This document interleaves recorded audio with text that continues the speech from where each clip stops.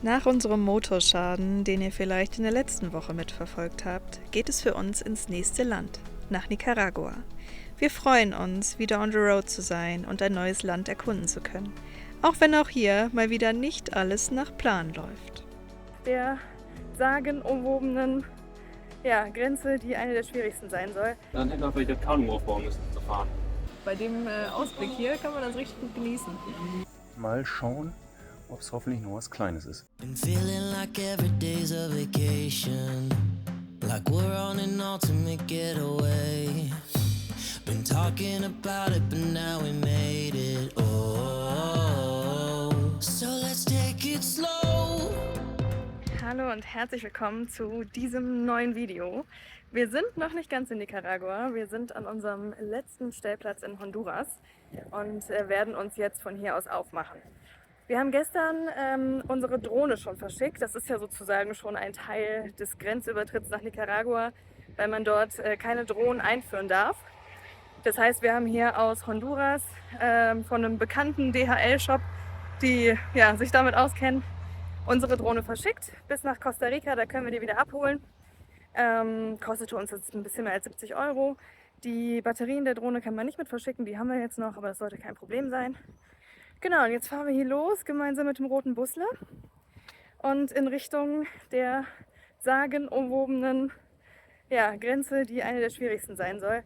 Obwohl wir uns auch da jetzt nicht verrückt machen lassen. Wir haben viel gelesen und auch schon von anderen Reisenden gehört, dass das auch alles gar nicht so ein Riesenthema ist. Ja, von daher verabschieden wir uns jetzt aus Honduras von diesem interessanten Stellplatz mit den vielen Tieren.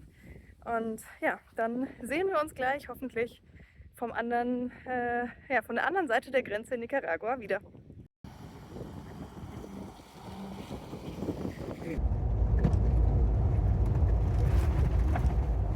Wir überholen jetzt hier die ganzen parkenden LKW einfach auf der Gegenspur. Das ist, glaube ich, normal, aber die Schlange von den LKWs ist schon 2 Kilometer lang. Also das kann sich ja eigentlich nie auflösen. Wahrscheinlich stehen die ja tagelang hier. Welcome to Nicaragua. Wir haben jetzt mit Max und Steffen zusammen 2 Stunden 40 gebraucht. Ist, glaube ich, für diese Grenze ganz gut. Ist zwar bisher der längste Grenzübertritt, aber ja, war eigentlich entspannt. Genau, es waren halt schon noch einige Wartezeiten drin. Also ich glaube insgesamt so vom Prozedere waren es gut 2 Stunden. In Honduras angefangen mussten wir erstmal unser Tipp vorzeigen. Dann hat er uns erklärt, wo wir hin mussten, Richtung Migration. Das wurde dann schnell ausgestempelt, ging flott. Dann haben wir noch 2, 3 Kopien gemacht und dann waren wir bei der Aduana. Da wurde alles abgegeben und wir haben nur noch eine Kopie vom Tipp behalten, ne? Ja, das ist gekennzeichnete Tipp im Prinzip. Ja. Genau. Dann ging es rüber nach Nicaragua. Da waren die auch anfangs total nett. Ja, da war es erstmal voll eng, weil so die LKWs total behindert geparkt haben. Ja. Und dann hat Max den Spiegel von einem eingeklappt und er meinte dann nachher, der wäre kaputt. Ja gut, Max hat ihn dann wieder ausgeklappt und damit war dann alles gut. Aber hier sind halt ultra viel. Oder er hatte gehofft, er kriegt Geld. Es sind halt einfach ultra viele LKWs, die einfach kreuz und quer parken. Genau. Und da mussten wir ganz am Anfang dann Fahrzeugschein einmal abgeben, ne? Und die Pässe. Und dann war das aber erstmal alles gut. Da musste man vom Gebäude parken. Was hier jetzt? Weiß ich nicht, kannst du glaube ich vorbeifahren. Und dann sind wir reingegangen zur Immigration. Die hat dann unsere Pässe behalten. Dann mussten wir wieder raus und warten, bis die Polizei sich unseren Wagen annimmt. Ich glaube, während dieses ganzen Prozederes wurden wir um die 10 Mal gefragt, ob wir eine Drohne dabei haben, wo wir dann belegen konnten, dass wir sie verschickt haben. Haben dann die Batterie noch gezeigt und damit war das dann auch okay. Die haben sich unsere Wagen erstmal nicht angeguckt, sondern uns direkt durch den Scanner geschickt. Hat man auf den Scans groß was gesehen? Nee, also ja, nichts gesehen. Und dann haben sie einmal reingeguckt. 2 Schränke hat er nicht aufgekriegt, in 2 hat er reingeguckt. Ja. Dann hat er gefragt, wo das Klo ist. Und dann hat er noch nicht mal die Klotür aufgemacht. Also im Kühlschrank wollte er ganz kurz reingucken. Ja, also war viel entspannter, als man so erwartet hat. Ja, total. Also war echt voll okay. Dann haben wir auf unsere Decoration Form irgendwie einen Stempel bekommen, der ist aber wieder reingegangen. Dann konnten wir wieder zur Immigration unsere Pässe abholen, mussten da zweimal $13 bezahlen. Wenn möglich sollte man das passend haben. Hatten wir nicht. Es war ein kleines Spektakel, bis wir mal Wechselgeld aufgetrieben hatten.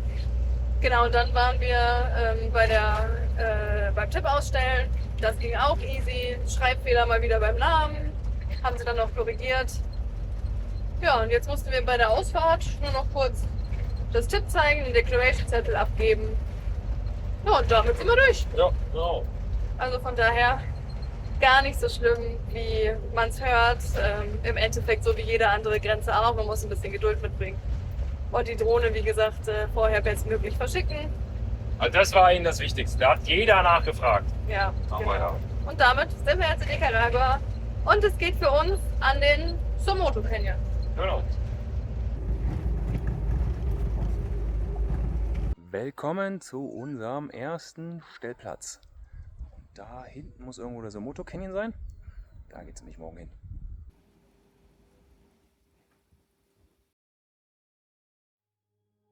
Am nächsten Morgen geht es mit dem Pickup zum Start der Tour. Die Campground-Besitzer haben uns einen Guide besorgt, der nur uns 4 einige Stunden durch den Canyon führen wird. Zu Fuß, schwimmend und schlussendlich mit dem Boot, so heißt es. Wir sind schon am Wasser angekommen und dann sollte es gleich irgendwie sogar schon ins Wasser reingehen. Wir sind gespannt. Übrigens hier meine Flasche hier vorne fest, weil wir irgendwie keinen Beutel mitgenommen haben. War vielleicht nicht so schlau. Naja, gut, was wir machen.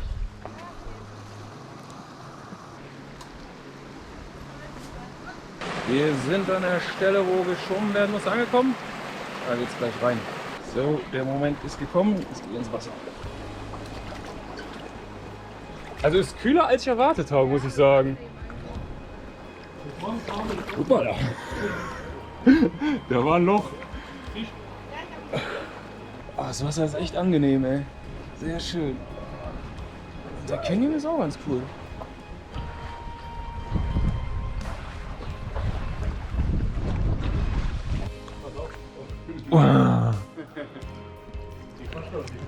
Ja, ne? Ganz viele Schwalben hier. Und der Canyon ist jetzt schon richtig schön. Und das Wasser ist echt eine schöne Abkühlung für mich. Ja. Ist gut.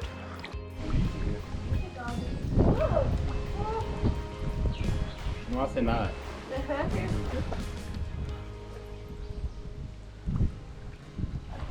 Es grande. Sí, es muy grande, pero no hace nada, no son malas.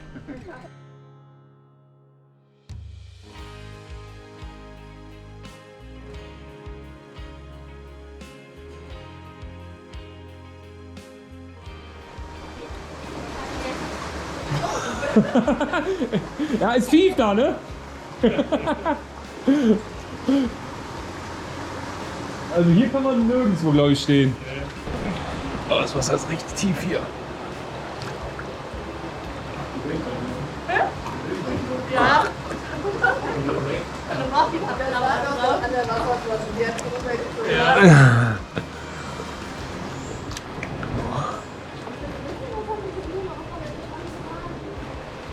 Ellos son de día, ahí están. Also das sind Fledermäuse. Oh, ganz viele. Ja, ganz viele hier an dem Loch. Oh, Alter Falter.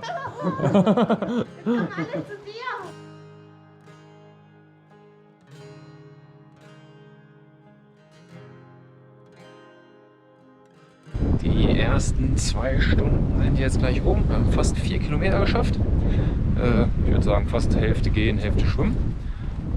Die Landschaft sieht schon sehr cool aus. Hier hinten sind noch wieder ordentliche Felswände. Und da hinten geht es jetzt gleich weiter.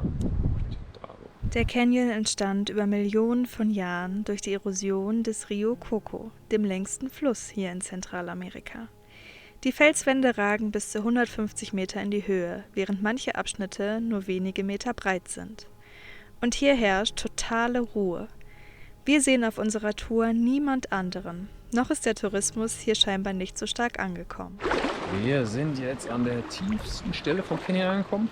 Und wenn hier ordentlich Wasser drin ist, steht es 30 Meter hoch. Das ist schon ordentlich. Ui, und es wird tief hier. Okay, muss schwimmen. Los, ab!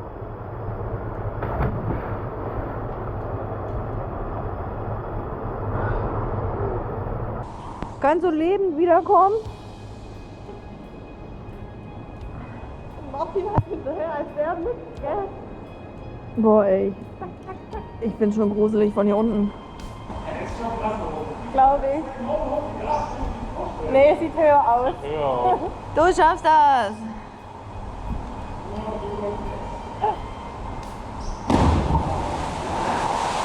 Geil!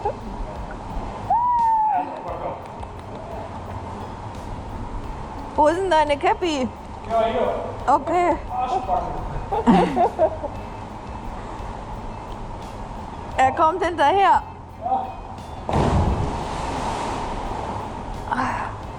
Richtig cool.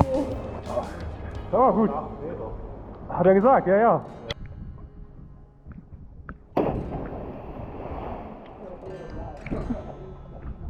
So langsam wird der Canyon breiter und das Wasser wird weniger. Wie gefällt's dir? Schön. Ich mag das ja. Wir kennen ja. Aber da vorne ist richtig grün. Bin ich auch mal gespannt, wie das dann weitergeht.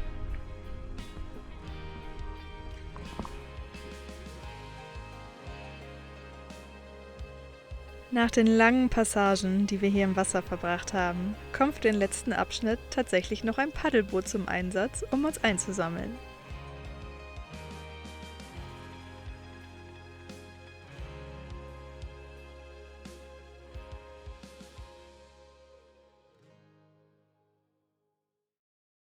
Wir genießen diesen ersten Platz hier im Grün von Nicaragua. Die Eigentümerin des Campgrounds schenkt uns noch ein paar ihrer leckeren Mangos, bevor wir uns wieder auf den Weg machen. Und dann gibt's hier noch ein paar kleine Bewohner, die Steffis und mein Herz höher schlagen lassen und den Abschied schwer machen. Ach Gott, ist das niedlich.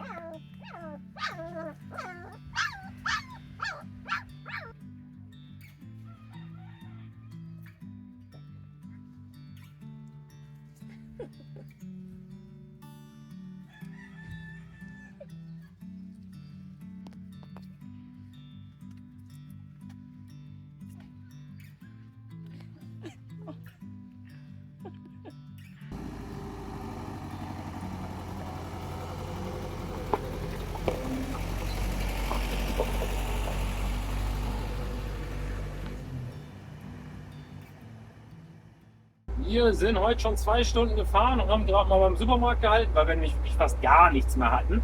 Es hätte sonst nur noch Nudeln mit Tomatensauce gegeben. Und das ist tatsächlich alles ziemlich teuer.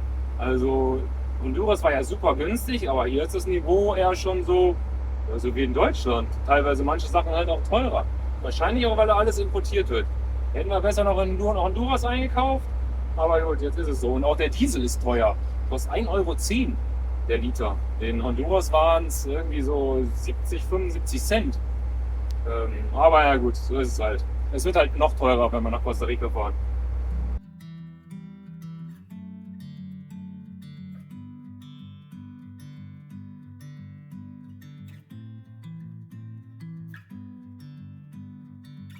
Für uns geht es von der Natur in Richtung Stadt. Bei Temperaturen weit über 30 Grad hält sich unsere Lust auf Städtetouren zwar in Grenzen, aber ganz auslassen wollen wir die charmanten Städte hier auch nicht.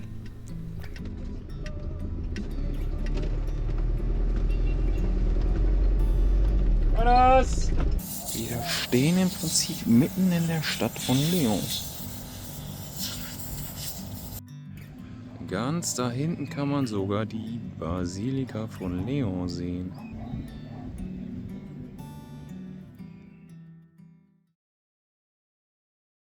Guten Morgen. Guten Morgen. Wir haben 8 Uhr und wir gehen jetzt mal in die Stadt, um der Hitze zu entfliehen. Es soll von hier gar nicht so weit sein. Also nur ein paar 100 Meter die Straße runter und dann sollen wir schon im Zentrum sein. Von daher haben wir hoffentlich nicht die Riesenstrecken vor uns bei der Wärme. León gehört zu den geschichtlich und kulturell bedeutendsten Städten Nicaraguas. Die Universitätsstadt liegt im heißen Westen des Landes und ist bekannt für ihre koloniale Architektur, ihre Kunstszene und die Nähe zu mehreren aktiven Vulkanen. Wahrzeichen der Stadt ist die Kathedrale von León. die größte Kathedrale in Mittelamerika und UNESCO-Weltkulturerbe. Besonders beeindruckend soll ihr Dach sein. Und da wollen wir jetzt hoch. Wir suchen den Eingang zum Dach und haben ihn vielleicht gefunden.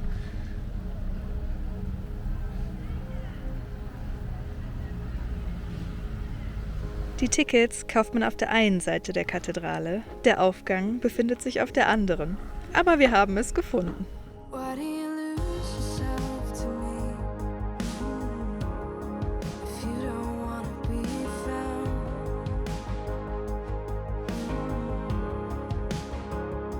And why have you been leaving all your doors unlocked? You're not gonna let me in your house.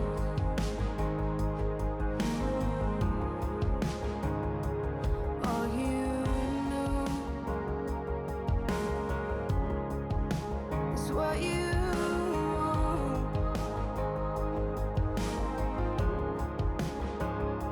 Maybe it's easier to reach for you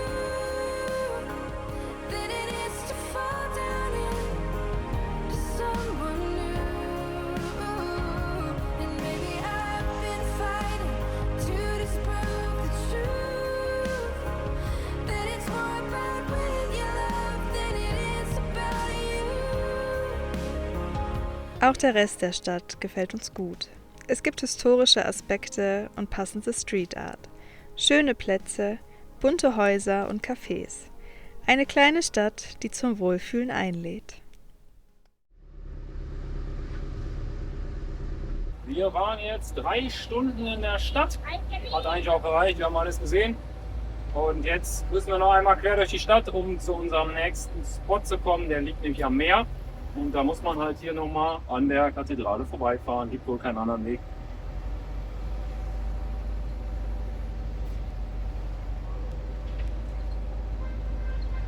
Hoffentlich landen wir nicht gleich wieder in einem Markt. Sieht schon sehr marktmäßig hier aus.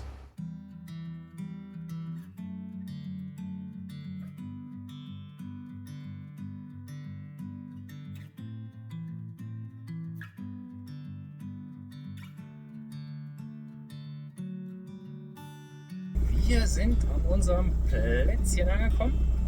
Wir parken noch mal kurz um. Wir sind ein bisschen zu weit zurückgefahren. Da vorne ist ein schöner Baum. Und es sieht so aus, als wäre sonst kein anderer da. Ist scheinbar aber auch absolut keine Hauptsaison zurzeit. Und kostet jetzt $5. Wir hatten eigentlich gedacht, es kostet 7, aber ist dann doch günstiger geworden. Also pro Person.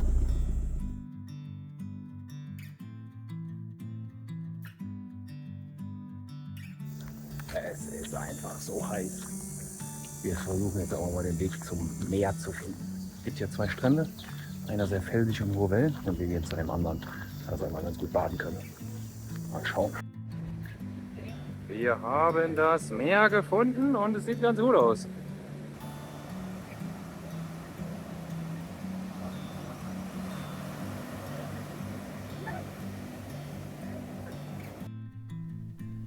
Nach dem Nachmittag am Strand gehen wir mit Steffi und Max in ein polnisches Restaurant, was uns sehr ans Herz gelegt wurde.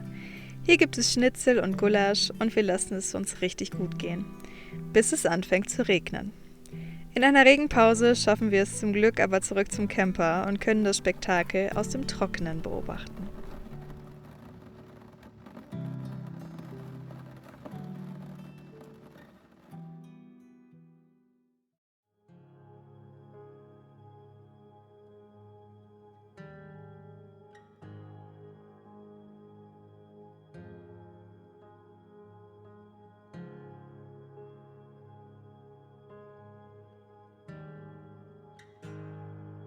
Ohne die Fotos hätten wir das nie gefunden. Ja, deshalb soll man sich wahrscheinlich auch vorher melden. Ja.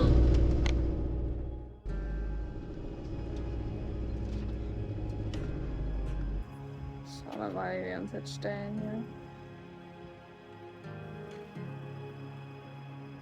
Ah, da unten ist echt ganz gut gerade, ne?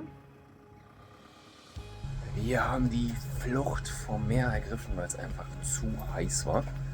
Und wir haben einen Pool. Und die Aussicht kann sich auf jeden Fall auch sehen lassen. Man kann da hinten die Vulkane sehen, allerdings Ist die Sicht ein bisschen schlechter, wäre eine. Sieht man aber jetzt leider gar nicht. Vielleicht ist sie morgen früh noch ein bisschen besser. Schon kalt, gell? Ja, ist okay. Ja.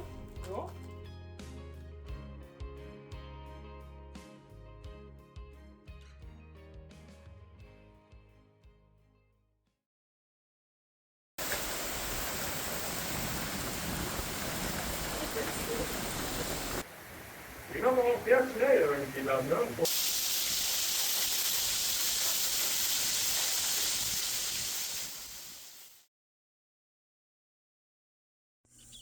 Nach dem Regen sieht man heute Morgen die Vulkane in der Ferne. Wir verlassen jetzt die Finca La Ceiba doch wieder. Eigentlich hatten wir schon mehr oder weniger beschlossen, dass wir noch eine Nacht da bleiben. Aber dann kam der Besitzer und meinte, ja, es gibt da so eine Stelle, da ist mehr Wasser, als er erwartet hat, weil es gestern der erste Tag der Regenzeit war. Und dann haben wir kurz überlegt und gesagt, fahren wir lieber mit einem Allradfahrzeug, was uns zur Not ziehen kann. Weil die Sperre ja auch nicht immer unbedingt rein will aktuell. Und nicht, dass wir da dann stecken bleiben. Aber er hat gerade auch schon seine Hilfe angeboten. Er meinte, vielleicht kann er uns einen notfallen Trecker besorgen. Aber heute soll es nochmal regnen und wenn man dann nochmal da geblieben wäre, dann hätten wir vielleicht das Kanu aufbauen müssen, zu fahren.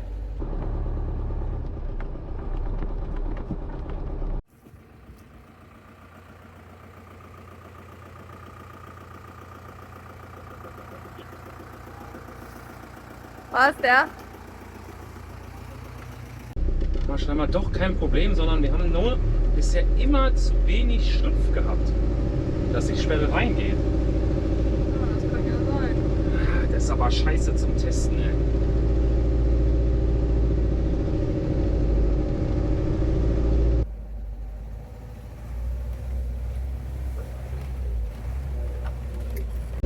Lass Max mal erstmal richtig durchfahren. Alter Vater.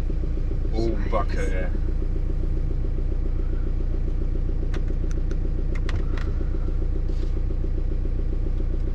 Okay, that's the spot, yeah? This is it. Okay, yeah. Straight at the end there, where he did the right, Yeah. you want to get a little bit of speed probably. Okay, If you okay. can get through there, then it should be fine. Okay, thank you very much. Thank you. Alter.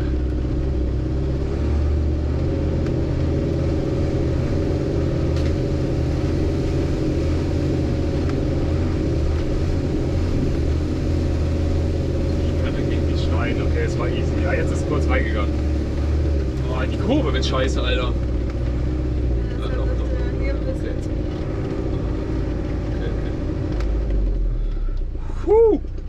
Alter Falter!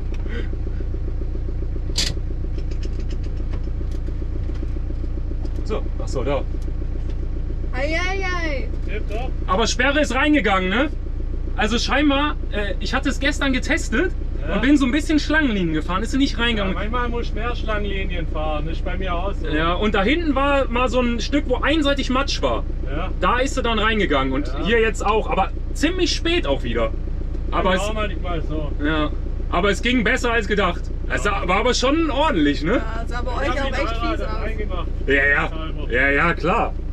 Okay, gut. Wir haben es durchs Matschloch geschafft und die Sperre ist auch reingegangen. Scheinbar hatten wir bisher nie genug Schlupf, dass sie reingegangen ist. Aber das heißt, die funktioniert noch tadellos und ja, wir sind sehr gut durchgekommen. Aber es war schon gut, dass wir heute gefahren sind. Also, weil wenn es noch tiefer wird oder noch schlammiger und der Boden mehr aufweicht, dann ist es, glaube ich, nicht so cool.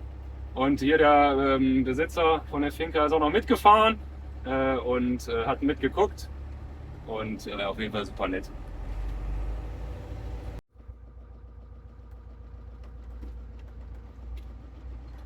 Da war eine ordentliche Stufe, ey. Ich weiß nicht, ob die am Hinweg schon war, also war jetzt kein Problem, aber lieber langsam runterfahren, als so stark einfedern und dann irgendwie draufsitzen. Um zu unserem nächsten Platz zu kommen, fahren wir einmal durch die Hauptstadt Managua, in der wir allerdings gar nicht anhalten, sondern nur durchfahren. Denn uns ruft die nächste Abkühlung an der Laguna de Apoyo.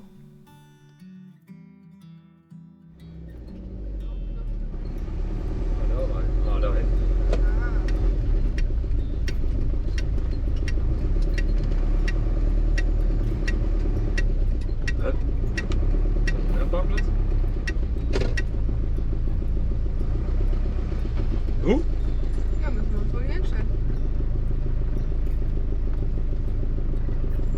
Der Parkplatz ist jetzt kein Highlight. Dafür ist das Hostel, zu dem es gehört, total nett, liegt direkt am See und wir fühlen uns hier direkt wohl.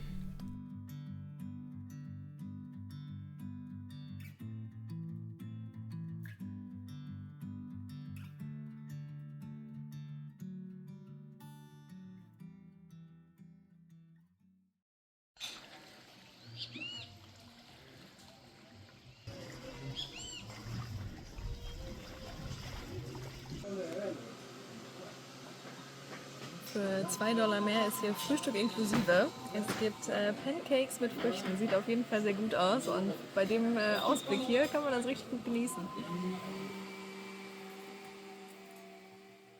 Wir verbringen hier einen richtig entspannten Tag, arbeiten einiges ab und genießen die Nähe zum Wasser sehr.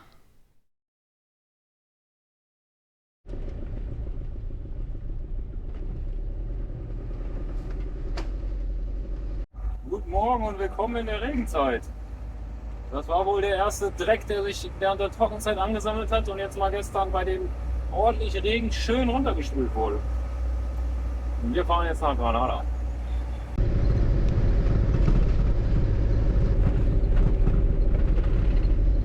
Granada ist eine der ältesten Kolonialstädte Amerikas und gilt als architektonisches Juwel Nicaraguas. Gegründet im Jahr 1524 beeindruckt die Stadt bis heute mit farbenfrohen Häusern, historischen Kirchen und einem klar strukturierten kolonialen Stadtkern.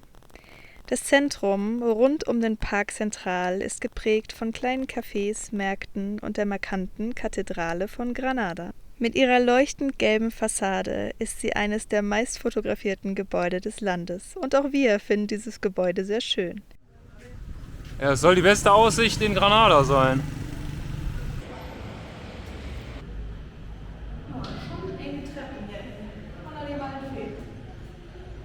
Die nächste wird breiter.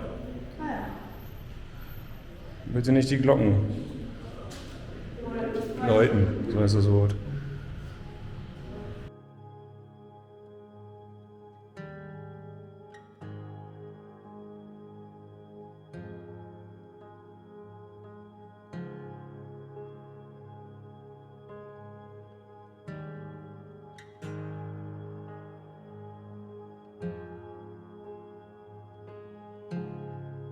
Granada hat auch einen großen Markt, der uns allerdings viel zu eng, laut und stickig ist, sodass wir recht schnell wieder flüchten. Wir sind aus der Stadt mal raus zum See gegangen. Das sieht eigentlich ganz schön aus. Und da hinten müsste man eigentlich Ometepe sehen, die Insel, aber die Sicht ist zu schlecht.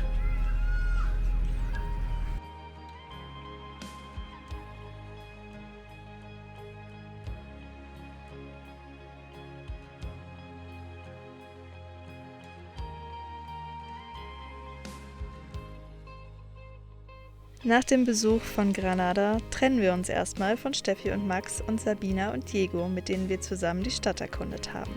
Denn wir haben andere Pläne. Aber auch hier kommt es mal wieder etwas anders als gedacht.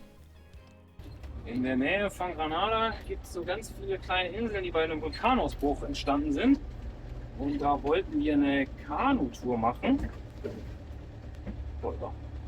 Und hatten uns ein Hotel rausgesucht, was nicht bei Overland eingetragen ist und hatten auch schon angefragt, aber irgendwie hat er nicht so richtig überzeugt. Der Pool war ziemlich dreckig und der Parkplatz war auch eher nicht so gut.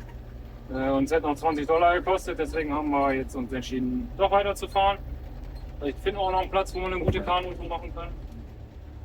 Ansonsten fällt die Kanutour leider aus. Wir sind am nächsten Stellplatz angekommen, haben auch schon bezahlt. Und dabei habe ich dann festgestellt, dass wir ein bisschen Kühlwasser verlieren. Mal schauen, ob es hoffentlich nur was Kleines ist. Also im Tank ist noch relativ viel drin.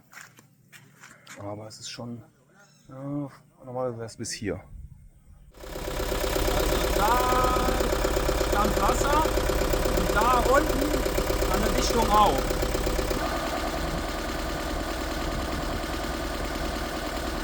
Ja, wir sind jetzt auf dem Rückweg nach Granada. und wollen das da reparieren. Allerdings hat sich jetzt rausgestellt, wir fahren jetzt seit 15 Minuten. Nach 5 Minuten habe ich einmal gecheckt, ob wir Kühlwasser verlieren. Nix. Nach weiteren 10 Minuten war der Kühlwasserstand immer noch genauso. Eigentlich hatte ich gedacht, es kommt an einer Stelle raus, die wir gar nicht angefasst haben, aber ich habe trotzdem alle Schläuche angezogen. Vielleicht war es die Schlauchstelle daneben. Wir fahren jetzt aber auf jeden Fall trotzdem in die Stadt, da auf so eine Art Campground. Dann mache ich nochmal unten auf, lasse den Motor nochmal auf und gucke, ob was rausfließt. Wenn das nicht so ist, dann alles gut. Wenn das so ist, dann müssen wir den Schlauch ausbauen, und muss halt ganz Kühlwasser raus. Das ist halt blöd. Ansonsten werden wir wahrscheinlich dann demnächst mal alle Kühlwasserschläuche vielleicht neu bestellen.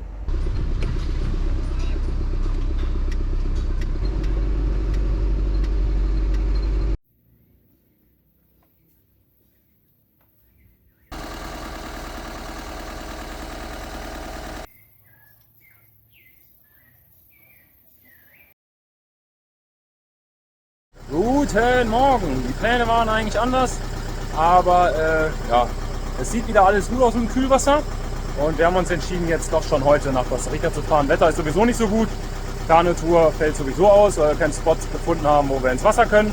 Demzufolge geht jetzt hoffentlich gleich da hinten das Tor auf und dann müssen wir einmal hier rückwärts vom Hof und dann geht's 2 Stunden Richtung Costa Rica.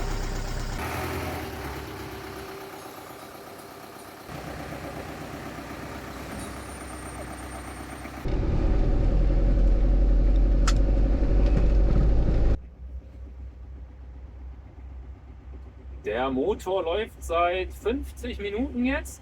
Wir sind schon ein gutes Stück gefahren und ich habe jetzt gerade mal hier diese Baustelle genutzt, um kurz mal zu gucken, wie es mit dem Kühlwasser aussieht. Also die Stelle, die undicht war, sieht trocken aus und wir haben auch nichts verloren. Demzufolge sollte das Problem hoffentlich erledigt sein und wir können ruhigen Gewissens Nicaragua verlassen. Damit verabschieden wir uns für diese Woche.